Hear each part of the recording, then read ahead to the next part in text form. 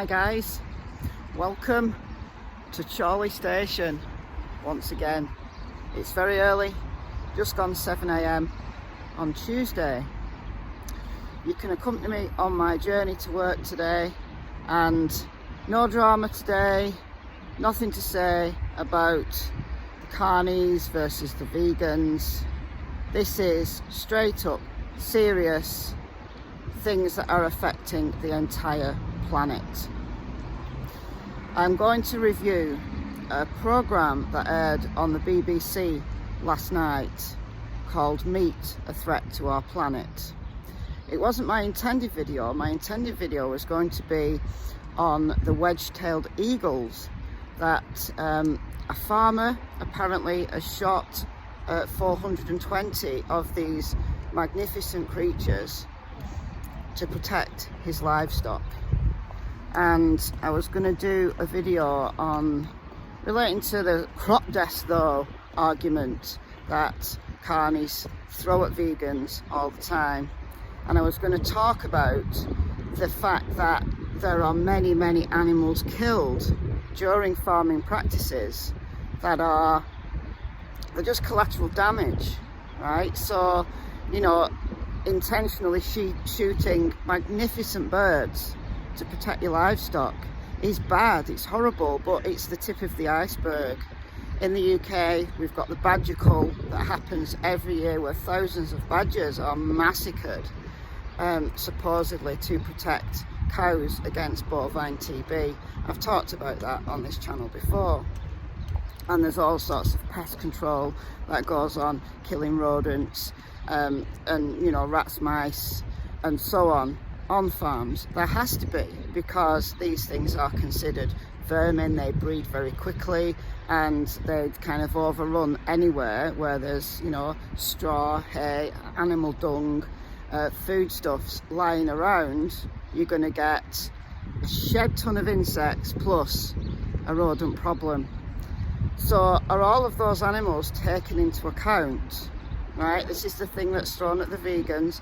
Are these things, this collateral damage, taken into account? You know, all of these things like shooting innocent creatures, poisoning, trapping, snaring, horrible ways to die. So yes, we in the vegan community acknowledge that farming of plant matter needs to improve to protect animals from that collateral damage. But carnist arguments of this kind are just utter nonsense. But like I said, I'm going to review a BBC programme that aired last night.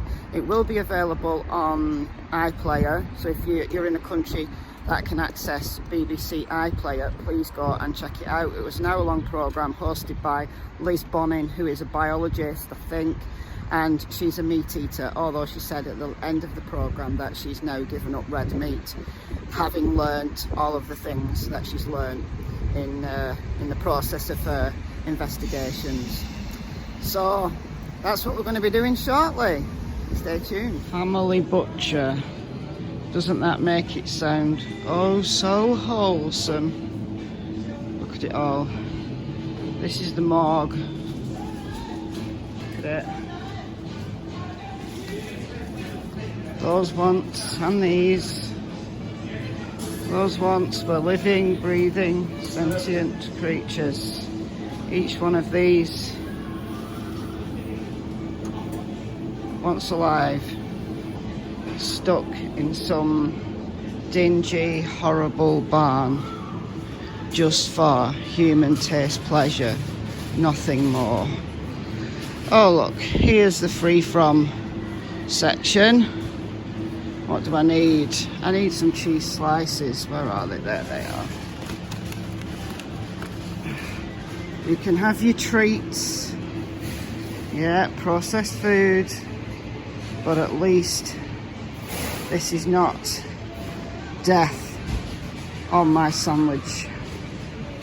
Liz Bonin said she was blown away by the state of the massive, just outrageously large factory farmed feedlots in America. the size of 250 football pitches, where cows were kept in little pens, fed on corn, and just horrible.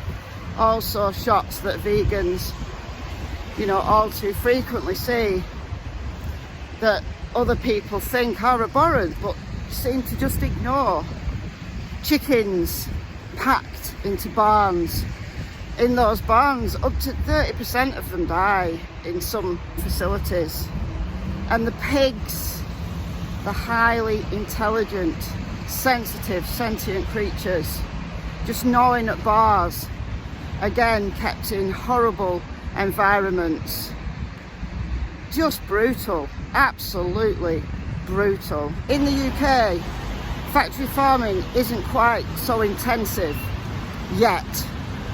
The plans for robotic dairy farms lead me to believe that the future isn't good for animals being bred for human taste pleasure, the meat, the dairy and the eggs. Liz Bonnin interviewed one farmer and she said, look, you've got land. Why can't you let these pigs go out and graze, and at least live some element of, have a little bit of free space rather than being kept in what essentially are tiny cages. And he said, it's not my decision, because he was just a manager for a company and they dictate the space, the food, and basically everything about those animals' lives. How can carnists come along and say that there is some kind of globalist vegan agenda when large companies are controlling farmers who, probably left to their own devices, would be much more humane in the way that they treat their animals, allow them to have some, space where they can stretch their legs and see the sun. Those big companies, the corporations, they want those animals fattened up on food that's highly unnatural for them, that's laced with antibiotics and fattening agents to get them to slaughter as quick as possible. Towards the end of the programme, she interviewed one kind of small farmer. He was a veterinary surgeon, and he used to work with animals and kind of didn't like what he saw on farms, so he's got his own small farm now. And there was like free-range chickens, like genuinely free range. He killed a chicken. He said he was going to stun it and then break its neck quickly. And what he did was he hit it over the head with a piece of wood, and then he wrung its neck. So it was a few seconds, and then it was shot to the little kids in the farmers' children eating the chicken. And the take-home message there was, at least we're connected to our food and we respect the animals, and we eat less meat because it's a horrible process killing them. He said he was breathing heavily. He was having some kind of emotional reaction, or at least he said he was. I don't know what to tell you really, because although those chickens had better lives than the ones in the barn, packed in thousands and thousands in barns, they've had better lives and its end was quick. But why? Why do they need to eat the chickens in the first place? And if everybody did that, there isn't the space. There isn't the space to feed the entirety of the human race.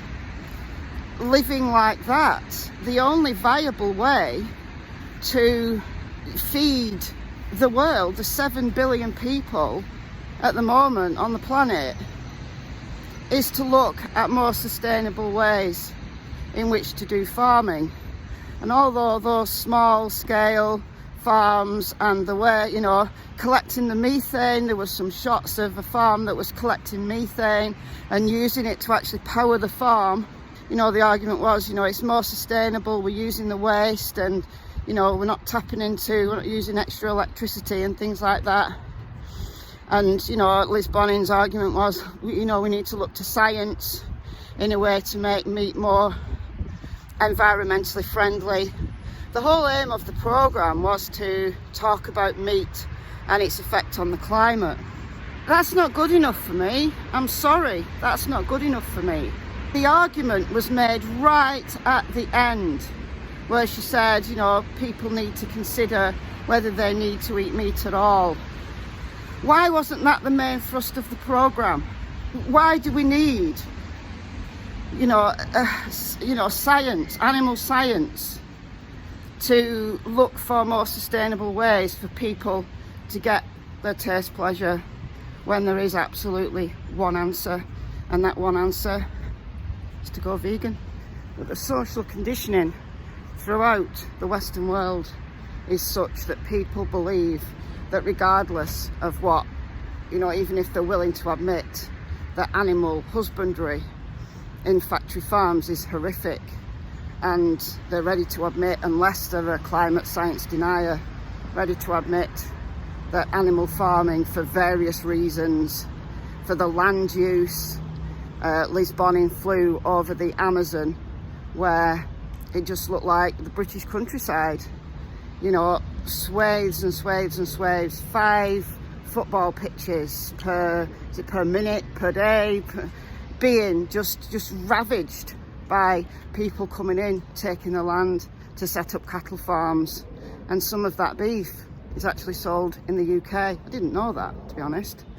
The social conditioning that is given to us from birth, generation on generation on generation, prevents us from seeing the bigger picture. Scientists are trying to find ways to change animal feed so that the cows produce less methane.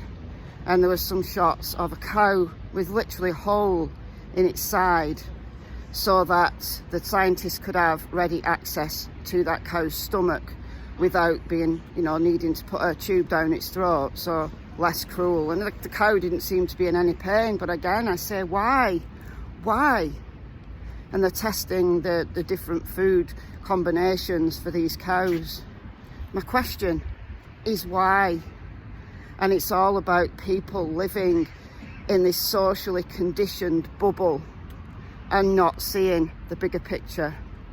And the only thing I've got left to say to you is, if you value the planet, if you value the next generation, if you take into account the science, if you look at the horrors of farming in the modern world, one question that you have to ask yourself is why? And my answer is money, greed, and social conditioning.